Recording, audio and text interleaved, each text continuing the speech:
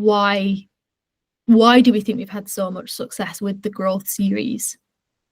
Yeah, I think this is helpful to new starters, but the fact that there's such a big library of content, it almost kind of starts to snowball.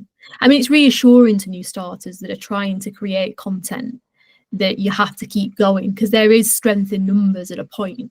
Absolutely. Yeah, I think the kind of almost the more content that you have, the better in a way. Obviously, it's not always about the number, it's more about the quality, and I do think that's more important. Obviously, you could churn out 10, 20 articles a day if you wanted to with AI, but I feel like you can tell there are very subtle telltale signs that are, oh, actually that is completely AI written, or it still needs human influence as such. And I think it's such an important undertone of content. Yeah. I think it is a balance between quality and like not churning it out for the sake of it. Yeah. I think with the growth series, because we've been doing it for 5 years, we've been able to build that up over time. Everything is quality. It's very relevant to their business. They have a lot of external people that contribute to that, that's in the industry. Yeah. But once you have got, like, I don't know, 100 blogs or however many blogs that's on that subdomain, you've instantly got the opportunity to kind of build a campaign and already have loads of existing content that you can use. Or when you're writing a blog, be like, well, I can do an internal link off to this blog that dives in deeper to that. You've got a lot more available to you, don't you, to kind of make it work as a journey. Yeah. You've got a lot more options as well. Like you can almost add, for example, like we've done key topic pages. So you've got those as an option, because there's within one of those, it's, relatively quick and easy to set up, but you've already got, several various blogs, you've got podcasts, you've got webinars, and all of a sudden all this content that was, done a year or two ago is suddenly brought back to the forefront, and it's just a good way to repurpose content in a way, just so it's not sat there forgotten. Yeah. And the fact that you mentioned there, we've got so many different formats. That's quite interesting. I think it is a niche use case we're talking about here, because it's in the mortgage sector.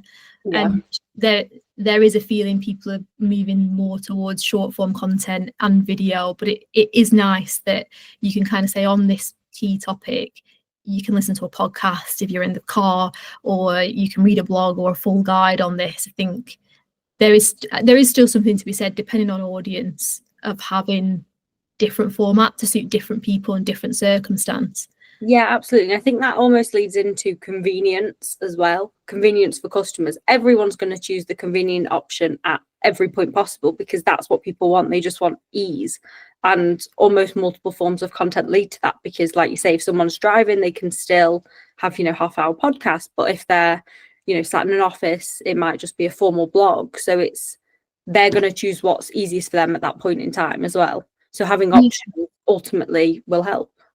Yeah, and knowing the audience with that, we've been successful, I guess, because we've had so much internal feedback as well. It really understand the mind of a broker and their daily routine. We kind of know when they're going to have the right kind of pocket of time to digest content, and what kind of personality type is kind of attracted to that role. I think the more you know your audience, the better your content can be. Absolutely. And that's almost where data and reporting becomes so important, because that's how you get to know and understand your audience. It's where you pick up on habits. You could see when are most of them online? Is it during the workday? Is it before the workday's even started? Is it on weekends? Because a lot of independent smaller companies might be working 7 days a week. They might be online at the weekend, and for a lot of people, I think they almost exclude certain days or times, because it's like, oh, well, it's not the work week. But actually, it just allows you to kind of see what's going to work best, and obviously having the more data you can kind of get hold of, the better. Yeah.